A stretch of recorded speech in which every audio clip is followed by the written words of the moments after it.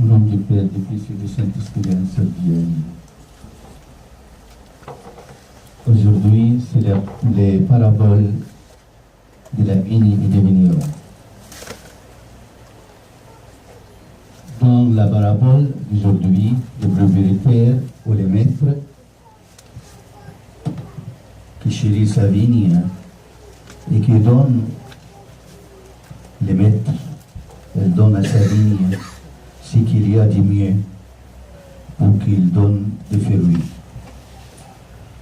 C'est notre Père Dieu, Dieu le Père, qui aime ses enfants et les donne le plus précieux sur le monde, c'est le Saint-Esprit, qui nous sommes tous obtenus ce Saint-Esprit le jour de notre baptême. Il donne ce Saint-Esprit parce qu'il y a, comme nous lisons dans l'épître de Saint Paul aux Galates, il y a les fruits du Saint-Esprit, comme la vigne aujourd'hui. Alors, aujourd'hui, les maîtres, les propriétaires de cette vigne, il prend soin de sa vigne parce qu'il aime, exactement comme le Seigneur fait avec nous. Il nous aime. Il nous a donné un don précieux, c'est l'Esprit Saint. Et cet Esprit Saint, c'est pour nous-mêmes avoir de bons fruits autour de nous. Et pour que nous aussi soyons source de joie, de la paix, d'amour, de charité à nos frères autour de nous. En chacun de nous, Dieu a placé un don merveilleux à épanouir pour que nous puissions un jour porter des fruits.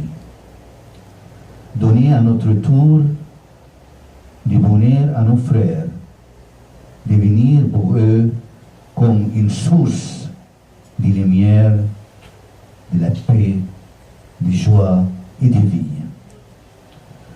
Deuxième point, que le propriétaire qui, après avoir tant donné à sa vigne, il part en voyage. On a entendu l'évangile, le maître part en voyage. C'est notre Père aimant, respectueux, respecte beaucoup notre liberté. Il y a beaucoup de monde croit que le christianisme, c'est une sorte d'esclavage à des règles et à des lois. Pas du tout. Le propriétaire aujourd'hui, le maître, est parti en voyage. Il a laissé sa vigne à des vignerons. Le maître, notre Seigneur Dieu, respecte notre liberté. Il ne s'impose pas du tout sa puissance et sa présence permanente à ses enfants. Le Seigneur n'étouffe pas. Notre Seigneur n'étouffe pas. Il laisse ceux qu'il aime libres de choisir.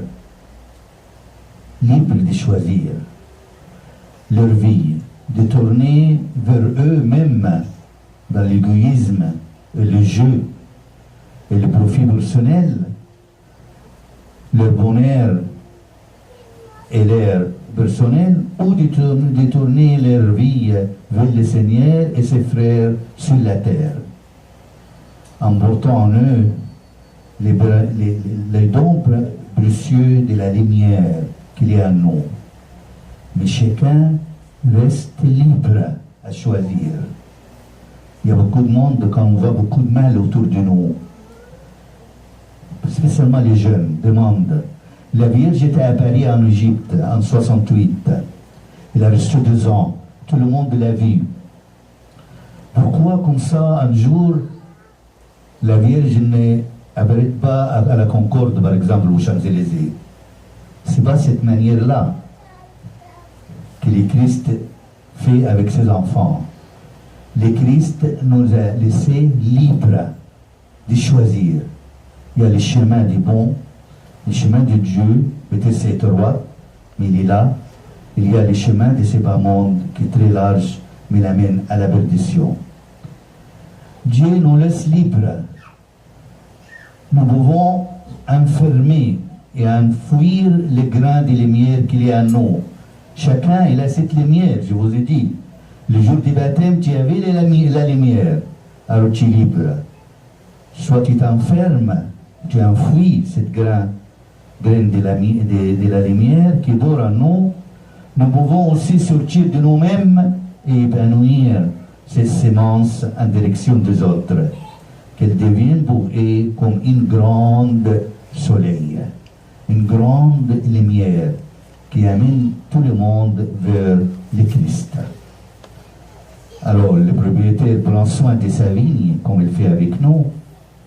Le propriétaire, il part en voyage parce qu'il veut que nous soyons libres à choisir. Et le propriétaire de la vigne part en voyage, mais il n'abandonne pas sa vigne. Pour autant, il continue à donner généreusement, mais peut-être d'une manière discrète. Il prend des vignerons. Les vignerons, c'est le symbole des chefs religieux, les scribes, les anciens et tout ça.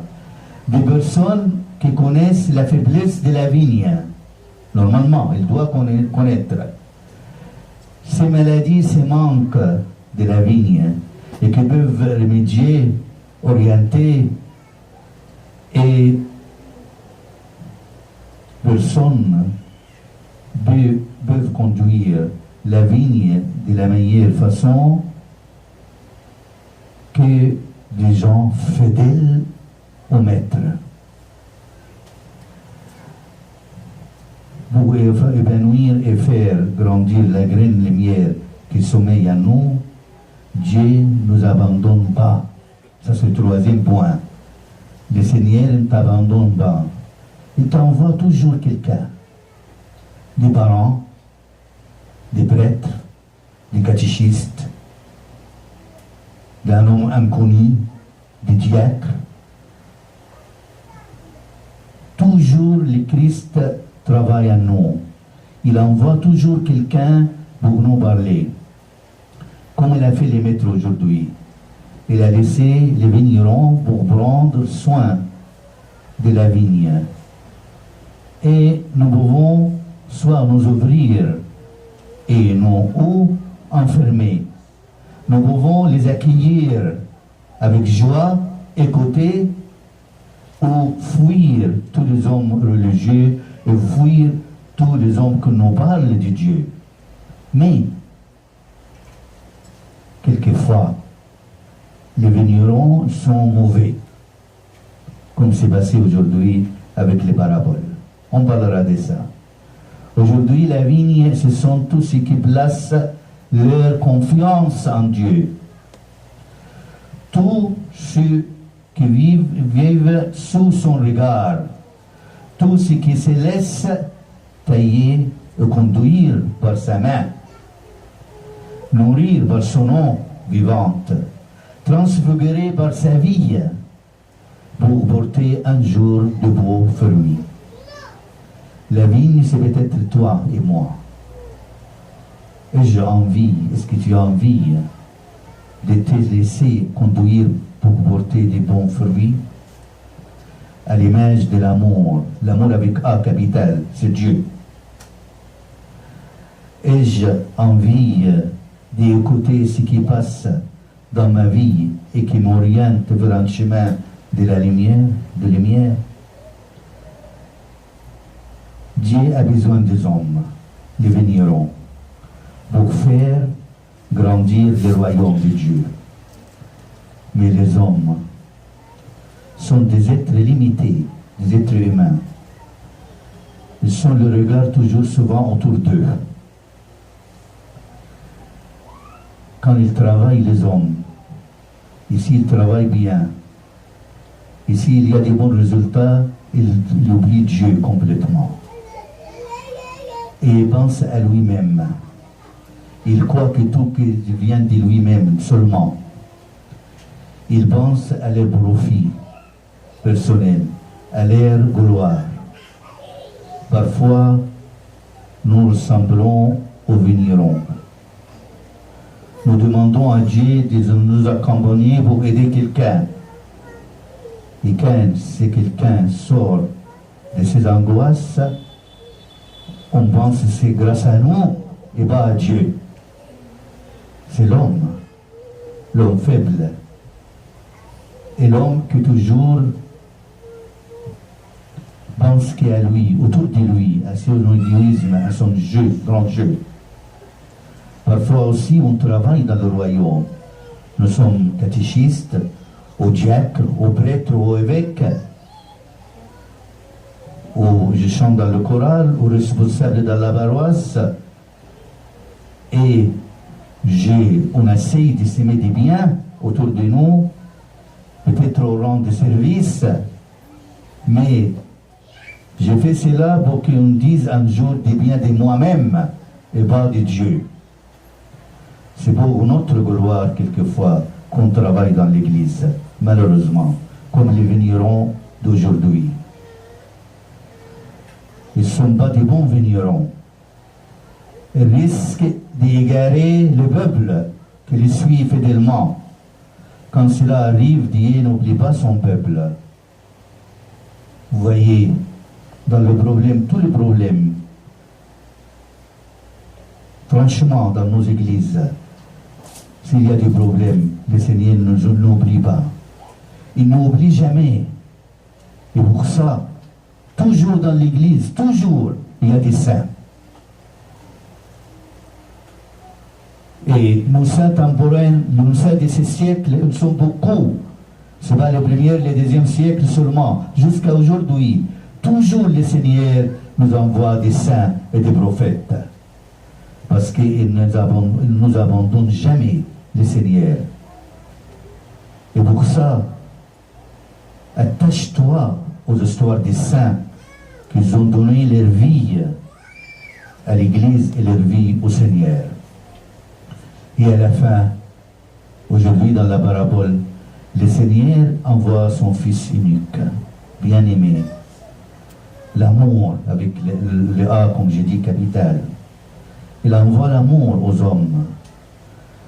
Et il y a ceux qui peuvent ouvrir leur cœur, accueillir cet amour à leur cœur, pour ensuite propager. Ils peuvent aussi fermer ton cœur. Tu peux fermer ton cœur, refuser l'amour et les piétiner et même les tuer. On tue l'amour quelquefois dans notre cœur parce qu'on refuse le Christ de travailler, devient, prend son propriétaire. Ces enfants qu'il a donné toute la liberté. Dans notre vie, est-ce que je ferme mon cœur? Est-ce que tu fermes ton cœur? Tu n'as pas envie d'aimer? Est-ce que je demande à Jésus de m'aider à ouvrir mon cœur s'il est fermé? Est-ce que j'accueille le trésor que Jésus veut déposer à moi? Trésor de douceur, d'amour, de charité, de bonté, d'écoute aux autres. Alors aujourd'hui, cette parabole elle est magnifique. Nous montre que le Christ nous aime. Il ne nous abandonne jamais. Il nous écoute. Mais c'est à moi à choisir parce qu'il nous a créés libres de choisir. À lui la gloire éternellement. Amen.